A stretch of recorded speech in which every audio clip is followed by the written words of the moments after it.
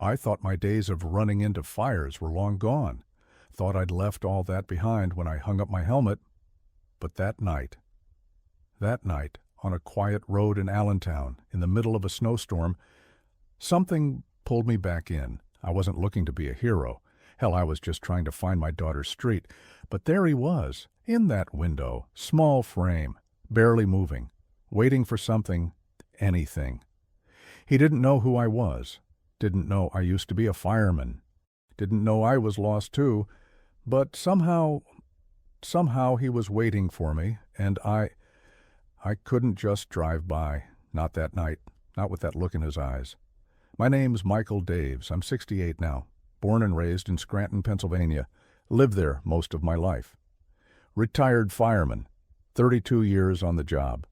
I guess most people would say I was the quiet type in the department, did my work, showed up early, stayed late when I had to, kept to myself mostly. Not because I didn't care, I did, deeply. But when you see what we see, it's hard to explain things to people who weren't there. I've been retired now for 13 years. Yeah, that sounds about right. I left a little earlier than I planned, not because I wanted to. My knees were giving out. Breathing wasn't great, but mostly, I think my heart just couldn't take much more. I lost a good friend in a warehouse fire the year before I retired. Danny Clark, best damn guy I ever worked with. That one stayed with me. Still does. I live alone these days. My wife, Linda, passed 9 years ago. Cancer. She fought it with everything she had. She was tougher than me, that's for sure, and sweeter than I deserved. We had one daughter, Emily. She lives out in Allentown now with her husband and their 2 little ones. I try to visit when I can, but I don't like being in the way. They got their life, you know? Young people got their own rhythm. You can feel like a ghost in your own family sometimes, so most of my days are quiet. I wake up early, still can't sleep past 5:30 even if I try. Make some coffee, sit out on the porch when it's warm. In the winter, I sit by the kitchen window, watch the snow pile up. Sometimes I walk to the corner store just to see another face. I still got my old turnout coat. It's hanging in the back of the closet. Smells like smoke and memory. I used to take it out once a year. Put it on for a few minutes. Then take it off again. Quick, like I was afraid it might pull me back in.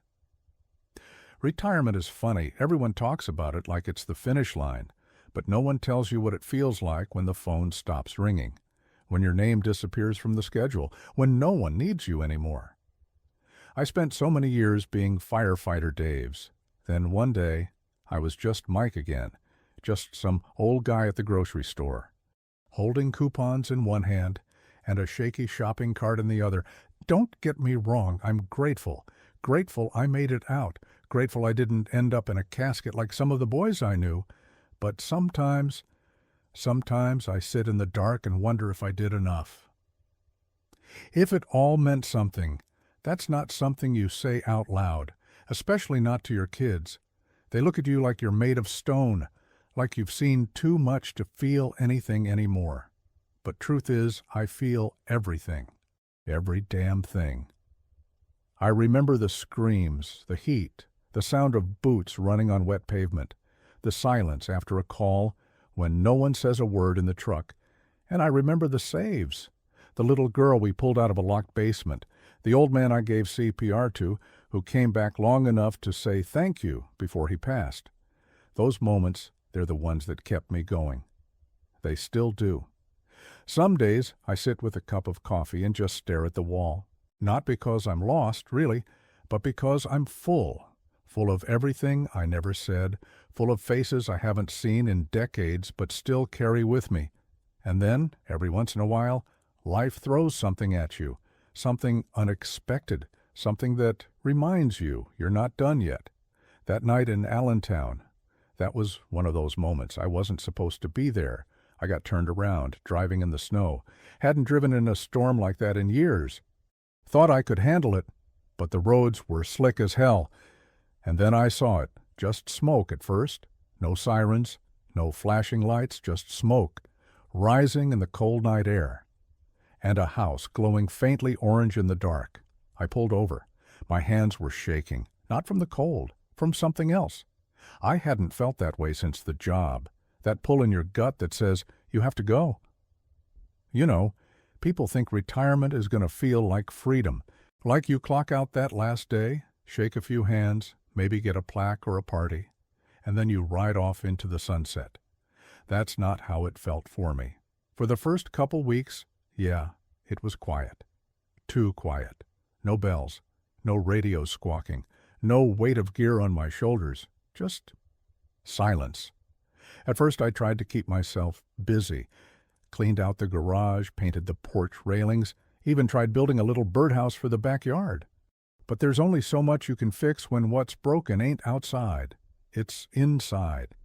I used to wake up around 5:30 every morning out of habit, didn't need an alarm, my body just knew. Sometimes I'd lie there for a few minutes, listening to the heater click on. Other times I'd get up, make a pot of coffee, and sit by the window, just watch the street. Didn't matter if it was raining or snowing or still dark. I needed something to look at, something that moved.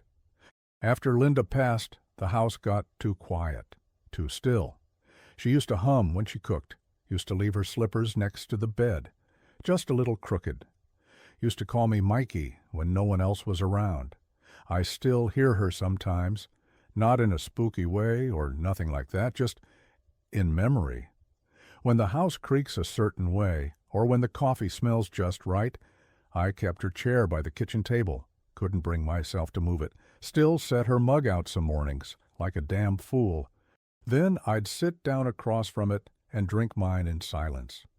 I didn't talk much those days, didn't have anyone to talk to. My daughter called once a week, God bless her. But she had kids, a job, a whole life. I never wanted to be a burden. Sometimes I'd go for a walk just to feel the wind, to see if my legs still worked. Stopped by the old station once or twice. Didn't go in, though. Just stood across the street, looking at the building. New guys there now, young faces. They wouldn't know me from a stranger on the sidewalk. One time I saw a couple of them loading hoses into the truck. I watched them move, quick, sharp, like I used to. One of them laughed about something, slapped the other on the back. I stood there, hands in my pockets, feeling like I was on the outside of a life I used to live. Truth is, I missed it. Not the chaos, not the danger, but the purpose. The knowing that when the tones dropped, you were needed. You had a reason to move, to act, to get up and run. After the job, I didn't have that anymore. No one needs a retired fireman, not really, unless it's for a speech at some banquet or a funeral. So I started shrinking. Not physically, though I did lose some weight, but inside. I felt smaller, like I was slowly fading into the background of my own life. People say, you should volunteer or find a hobby, but they don't get it. When you've spent your whole damn life running toward burning buildings, planting tulips, or doing puzzles, doesn't quite scratch the same itch. And it ain't about adrenaline, it's about meaning. I tried going to church more often, sat in the back, listened. Sometimes the words helped. Other times I just stared at the stained glass windows, thinking about old calls, faces I remembered, ones I'd saved, and the ones I hadn't. I didn't talk to anyone about those days, not even Linda, when she was still around. She'd ask how my shift was, and I'd say, quiet, even when it wasn't. You learn to carry things in this job, and when you retire, you carry them alone. There were nights I'd wake up in a sweat, heart pounding, swearing I smelled smoke. I'd check the house, nothing, just my brain playing tricks. I'd sit on the edge of the bed, feet on the cold floor, and wonder, why me? Why did I get out and not Danny? Why do I still get to breathe this air while others are 6 feet under? That guilt, it doesn't go away. You just learn to carry it without dropping it in front of people. That's the kind of space I was living in when that night in Allentown happened. Not angry, not bitter, just tired, quiet. I wasn't looking to save anyone. Hell, I wasn't even sure I could anymore. I just wanted to see my daughter, give her the jar of jam I bought from Mrs. Donnelly's stand. maybe read to my grandson before bed. I never thought that detour, that snowstorm, would put me back in the middle of a fire. I didn't want it, didn't ask for it. But sometimes the world sends you a whisper, and if you're still listening, if you still got something left inside, you answer. It was February, cold as hell. One of those nights where your breath turns to ice the second you step outside. Emily had invited me down for dinner. Her husband was grilling something, even with all that snow, said the kids had made cards for me. I didn't want to cancel, even though the forecast was bad, said I'd be careful, told her I'd leave early, beat the worst of the storm. I packed up that morning, put on my thick boots, scarf Linda knitted years ago, made sure the jam jars were wrapped tight in the back seat. I took my old pickup. The heat doesn't work so great, but she still runs smooth. I drove out around 3 p.m., figured I'd be there by 5. Plenty of time. Snow started falling around Wilkes Barre. At first, just light, then thicker, heavier. By the time I hit the edge of Allentown, it was full whiteout. Could barely see 10 feet in front of me. Wipers going like crazy. Hands gripping the wheel like it was going to jump out of my lap. GPS was acting up. Kept rerouting me, then freezing. Told me to take a right, then recalculating. So I ended up in some back neighborhood I'd never been through. Houses all looked the same. Modest, a little worn, snow piled up on the roofs. No one out. Just quiet. Heavy, winter quiet. Like the whole world had gone to sleep. Then, out of nowhere, I smelled it. Burning. Now, I know what you're thinking. Lots of people smell smoke and don't think twice. But if you've been in this job, if you've done the work, you know there's a difference between chimney smoke and trouble. And this was trouble. I slowed down, looked around, didn't see anything at first. But then I caught a flicker, a faint orange glow behind one of the houses near the back. I turned the truck toward it slowly.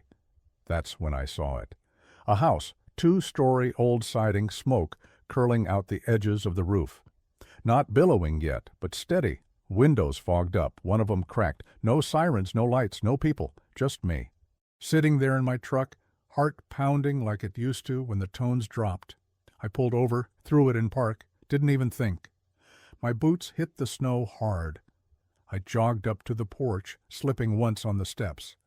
I banged on the door, nothing, tried yelling, "Fire! Anybody inside?" Silence. That's when I heard it. A thump, then another, faint, like something falling inside. Then a cough. I stepped back and looked up at the front window, and there he was. A kid. Couldn't have been older than 10, sitting in a wheelchair. One hand pressed to the glass, eyes wide and scared, locked on mine. I swear, for a second, everything went still. All the noise, the wind, the crackling, even my own fear, just stopped. It was like time froze. And in that frozen moment, I felt something inside me. Wake up. Not panic, not even adrenaline, just clarity. That boy didn't know me, didn't know I used to be someone who ran into fires. Didn't know I was just some tired old man driving through snow, but his eyes said one thing, help me. I didn't have turnout gear, no radio, no team backing me up, but I couldn't leave him. No way in hell. I looked for a way in. The front door was locked tight. Windows were too narrow. I ran around back, slipping again on the ice. Found the rear door cracked, thank God. Smoke poured out when I pushed it open, thick, bitter. I dropped low, like old training kicked in by instinct. The heat hit me fast. Nothing like the big blazes I'd known, but enough to make my eyes water, lungs tighten. I crawled in, shouting, "Hey, buddy, keep talking to me." Didn't hear much. Just the creak of wood, the pop of something burning. Then I saw the glow. Down the hall, faint. I followed it. Living room, kitchen, then the hallway that led to the front of the house. There he was, the boy, still by the window, face red, eyes watering. He was trying to move, but the chair was stuck on something. Rug, maybe. I don't know how I did it. Maybe muscle memory. maybe God. But I got to him fast, dropped my coat over him, said, "You're going to be all right. I got you." Lifted him into my arms. He wasn't heavy, but he held on tight, like he thought I might vanish. I turned around. Smoke was thicker now, flames licking from the stairwell. I moved fast, slipped once, caught myself, hit the back door, shoved it open with my shoulder. The cold outside hit me like a slap. Fresh air never tasted so good. I carried him down the steps, into the snow, laid him down gently. He was coughing, crying, but he was breathing. Then he looked up at me, his little fingers clutching something on my chest, Linda's ring. He touched it and whispered, "Are you an angel?" I didn't know what to say. All I could do was nod. When I carried that boy out of the house, I swear, it felt like the weight of my entire life was in my arms. Not just him, but every call I ever answered, every kid I couldn't save, every time I said, "It's too late." But that night, he was breathing. His name was Joshua. I found that out later, 9 years old, spinal condition, can't use his legs, home alone with his older brother, who'd stepped out for just 10 minutes to shovel the walk. 10 minutes. That's all it takes. The fire started in the laundry room. Old wires, maybe a dryer spark. Didn't matter at that moment. All I knew was the fire had a head start, and Joshua didn't have a chance without help. I've carried a lot of people in my life. Some made it, some didn't. But this kid, the way he clung to me, it was like he knew, like he'd been waiting, just holding on, hoping someone, anyone, would come through that smoke. I wasn't supposed to be there. I keep thinking about that. I wasn't dispatched, wasn't wearing gear, wasn't even sure I could lift a kid without throwing my back out. But somehow I did it.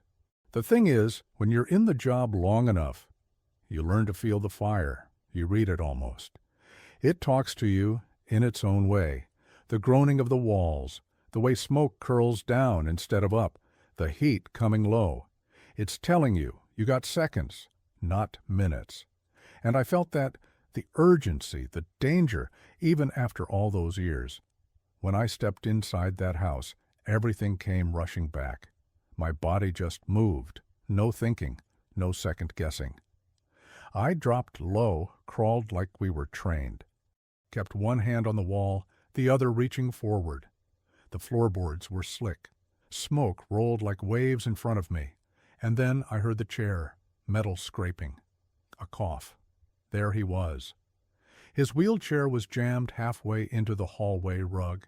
He'd been trying to get to the front door, trying, even though he couldn't use his legs. That kind of courage, that does something to you. I said, "Hey, buddy, I'm here. You're not alone." He looked up at me with tears in his eyes. And something else, relief. I took off my coat, wrapped it around him. Didn't even think about the fire or the smoke, just wanted him warm, covered. I reached under his arms, lifted him slow, and I felt it, every year of my age. My back screamed, my knees shook, my lungs burned from the smoke, but I held on. He grabbed my shirt tight, buried his face in my chest, didn't say a word, didn't need to. The hallway behind us cracked, sounded like the ceiling was giving way. We didn't have time to be careful. We just had to move. I turned, braced him with one arm, the other out for balance. Flames started to climb the stairwell to the second floor. The air got hotter. Felt like breathing through a wet blanket. I kept saying, "We're almost there. Just hang on." Maybe more for me than for him. We made it to the kitchen. Smoke was thick, like soup. Couldn't see the door. I aimed for the light, what little I could make out through the haze. My boots hit something. Chair, maybe. I stumbled, caught myself against the counter, nearly dropped him. He didn't scream, just tightened his grip. That gave me the strength I needed. I pushed forward, kicked the door open with my foot. The cold air outside, it hit us like a wall. I stepped out onto the porch. Snow was still falling, heavy, quiet, like the whole world had stopped to watch. My legs almost gave out on the steps. I had to take them slow, real slow. When we hit the ground, I laid him in the snow, fast, but gentle. He started coughing, deep, raspy, then crying. I dropped to my knees beside him, gasping for breath. That's when I realized I didn't call 911. I didn't have a radio. I just acted. I pulled my phone out, hit the emergency number. My hands were shaking, could barely hold it. "House fire," I said. "Kids out. Need a unit. Fast." They tried asking me questions. Idris, my name. But I hung up. They'd trace the call. I didn't have anything left in me to explain. I sat in the snow beside him, my coat half burned, hands black with soot. I looked down. He was staring at my chest, at Linda's ring. That's when he asked me, "Are you an angel?" That broke me. I couldn't speak. I nodded. That's all I could do. We sat there in the snow until I heard the first siren. Red lights bouncing off the icicles, voices shouting, boots pounding. They took over fast. Blankets, oxygen. Checked him out, got him in the back of the rig. A younger firefighter, maybe 30, came up to me and said, "Did you pull him out?" I just nodded. He looked at me for a second, then said, "Damn, good work, sir." Sir? I haven't been called that in a long time. He offered to check me out, but I waved him off. I was fine, physically at least. I stayed long enough to see the boy was safe. Then I got in my truck and drove off, before anyone could ask more questions. Didn't want the attention. Didn't need the thank yous. I didn't do it for that. I did it because that's who I still am. Even after all these years, even with the pain, even with the ghosts, I'm still a fireman. I don't know how long we sat in that snow. Could have been 2 minutes. Could have been 20. Time gets strange after something like that. Everything slows down and speeds up at the same time. I remember the sound of his breathing, shallow at first, then deeper. Like his lungs were learning how to trust the air again. And I remember the snowflakes melting on his cheeks, little rivers cutting through the soot on his face.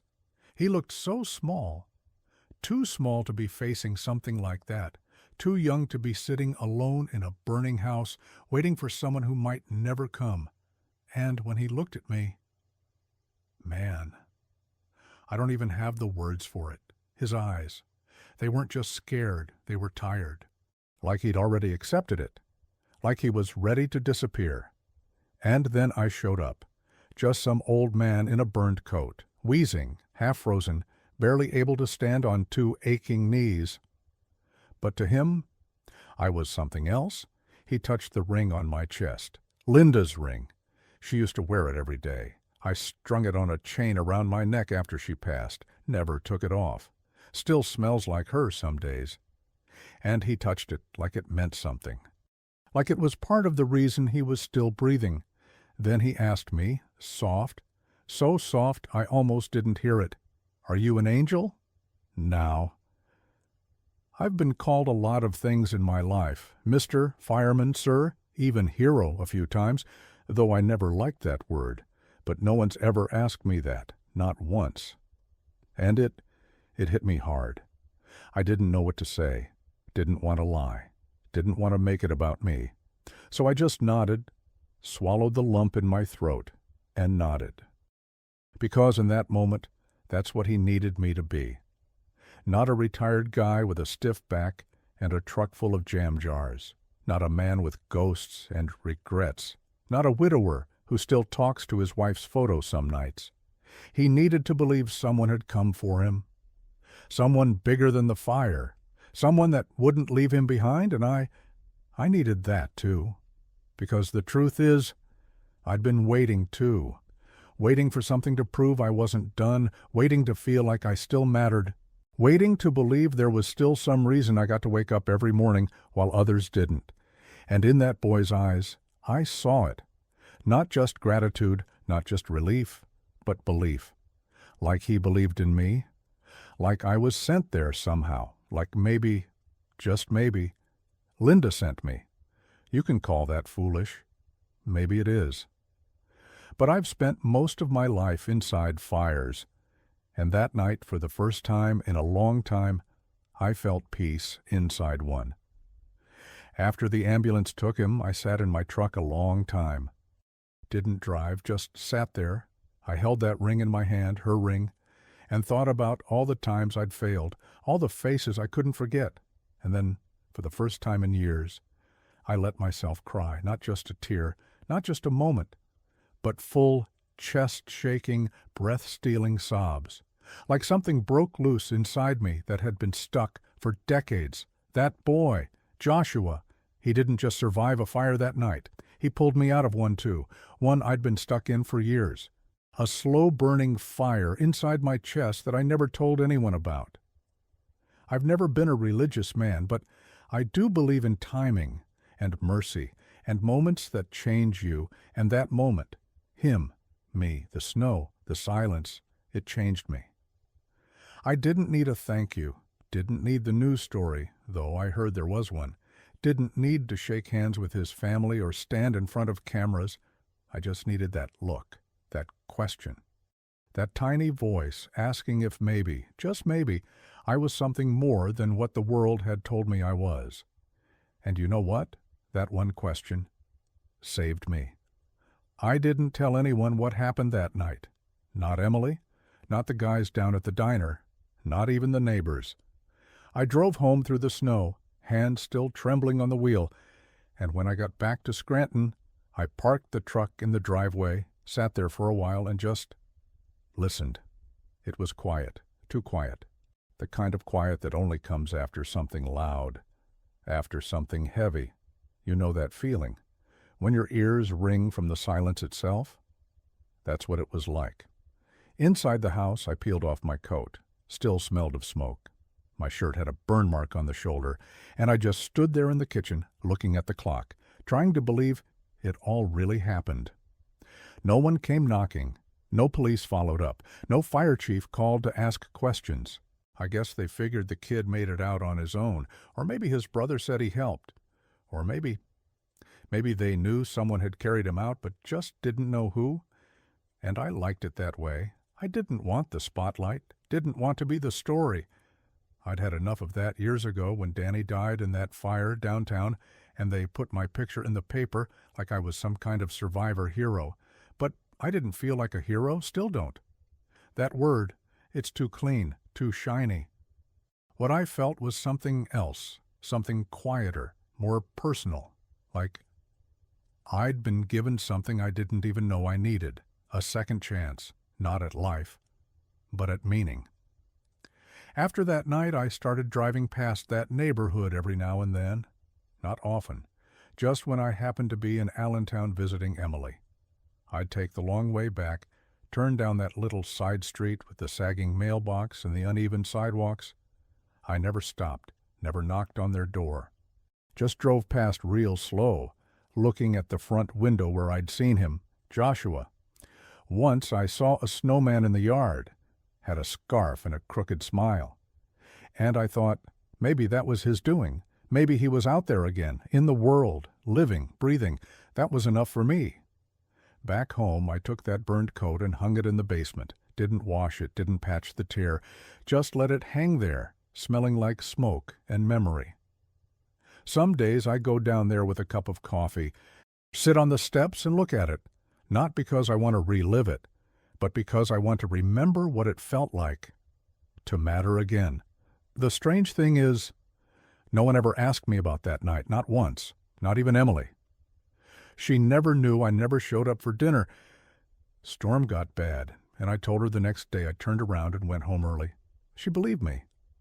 Didn't ask for more, and maybe that's for the best. There's something sacred about keeping a moment to yourself. Like it belongs to you and no one else. I didn't do it for praise, didn't do it to feel young again. I did it because, in that moment, there was no one else. And the job, the instinct, it was still there, buried deep, but alive.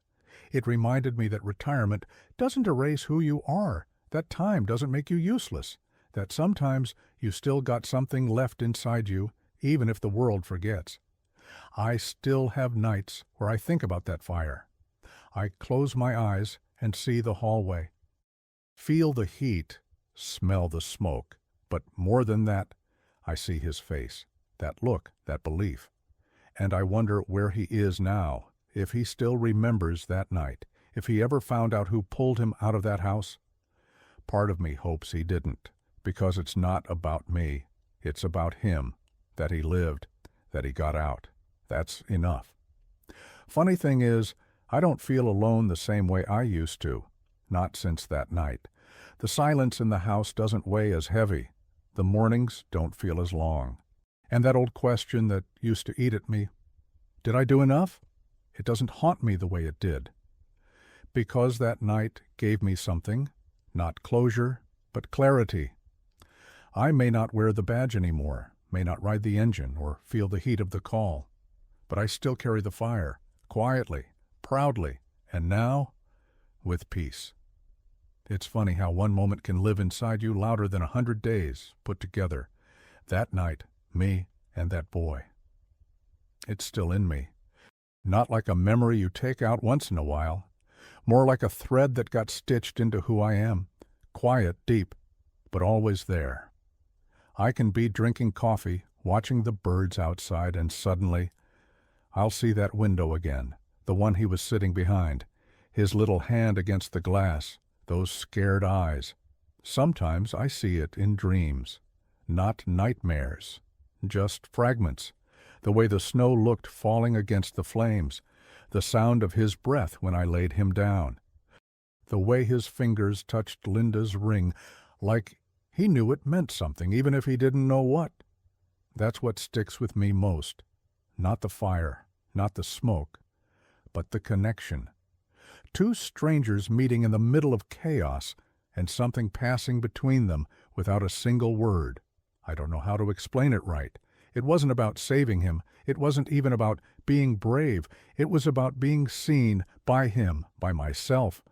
Before that night, I'd started to feel like I was disappearing, like I was just passing the time till the time ran out. You know the feeling? When your phone stops ringing and no one needs your hands anymore? You start to wonder, was that it? Is this what the rest of my life is going to be? I'd sit in that kitchen most mornings, hearing only the hum of the fridge. I'd stare at Linda's chair across the table and talk to her sometimes. Soft, almost like I didn't want even the walls to hear. I'd say, "You think I still got anything left, Lynn?" And of course she didn't answer, but sometimes I'd feel warmer after saying it, like maybe she was listening. After the fire, I found myself talking to her more, not in grief, but in gratitude, because I started to believe that maybe she did send me there, that maybe that wrong turn wasn't wrong at all. It's easy to feel forgotten after you leave the job. Folks shake your hand when you retire, buy you a cake, maybe give a little speech about bravery and service, and then life moves on, and you're left with a garage full of old gear and a heart full of things no one ever asked about. But that night gave me something back. It reminded me that what I used to be, I still am. Maybe not as fast, maybe not as strong, but still willing, still capable, still there. And I don't need anyone else to know it, because I know it. And that's enough.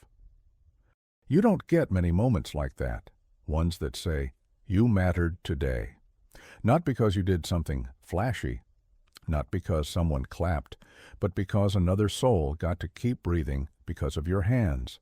I think about Joshua sometimes, not what he said, but how he looked at me, not with fear, not with awe, but with trust. Pure trust. That's a heavy thing to hold. Even heavier when you're not sure you deserve it. But I held it, and it changed me. I started walking more after that. Down by the river, up the old railroad path, not to stay in shape. I'm too far gone for that now. But to feel the air in my lungs, to remind myself I'm still alive. Sometimes I stop by the firehouse. I don't go in, just stand across the street and listen. Hear the drills, the shouts, see the young ones cleaning the truck, laughing like we used to. I don't want to go back. Don't need to. But I like knowing I was part of that my hands once held the same tools, that I stood in the same heat, made the same choices. And one snowy night, long after I'd hung up the helmet, I did it one more time, not because I had to, because I could, because someone needed me and I still had it in me to answer. That night didn't fix me, didn't erase the losses, didn't make me young again. But it stitched something back together inside me. A quiet kind of healing, the kind that doesn't come with applause, just peace. And now when I look in the mirror, see the gray, the lines, the tired eyes, I still see that man in the fire, not the hero, not the angel, just the man who showed up. One more time, and that's enough. If you've made it this far, thank you. I know I talk slow. Sometimes I ramble, and maybe this whole thing just sounds like an old man remembering a story that don't matter much anymore. But if there's one thing I've learned, especially after that night in the snow, it's that nothing is ever really over. Not the things that shape you, not the things you gave your heart to, not even the things that hurt. We carry it all, every moment, every call, every person we held, and everyone we couldn't. And if you're sitting there right now, gray in your hair, some pain in your joints, wondering if you still matter in this world, I want to tell you something. You do. You're still here. And that means something. I spent years thinking my best days were behind me, that the world didn't need me anymore, that I was just filling space until my time was up. But that boy, Joshua, he reminded me that even a life slowed down by age, even a body that ain't what it used to be, still holds power, still holds purpose. You don't have to wear a uniform to make a difference. You don't have to run into fires to be a hero. Sometimes all it takes is showing up, being willing, listening when something deep inside says, go. And maybe you've got a story like that too, one you never told anyone, one that lives quiet in the corners of your heart, the night you stepped in, the hand you held, the thing you did when no one was watching. That story matters, even if no one ever clapped, even if no one ever said thank you. I used to think silence meant people forgot me, but now I think it means they trusted me enough to carry something sacred. So if you're watching this and you've ever felt invisible, like the world has moved on without you, I hope you know this. You're not invisible, not to the people you helped, not to the ones who love you, even if they don't say it right, not to the strangers whose lives you crossed in a moment they'll never forget. You may not be in uniform anymore, may not be on call, but you still carry the fire. And the world still needs that. Maybe not in big, dramatic ways. Maybe just in showing up for someone, calling an old friend, helping a neighbor carry groceries, being kind when no one expects it. That's the miracle now, knowing we still have something to give. And if you've ever felt like your story didn't matter, I want you to share it. Please, tell someone, write it down, leave it behind so it doesn't disappear when you do. I almost never told this one. Wasn't sure it was mine to tell. But now I think maybe it is. Because it's not just about fire or saving someone. It's about remembering that we're never too old to show up when it matters most. So if this story meant something to you, if it brought back a memory or made you feel seen or made you think of someone you lost, don't keep it inside. Talk to someone, leave a comment, share your story. We're not meant to carry it all alone, and maybe, just maybe, someone out there is waiting for your voice. The way that boy waited for me. I wasn't an angel, still ain't. But I was there. And sometimes that's all it takes.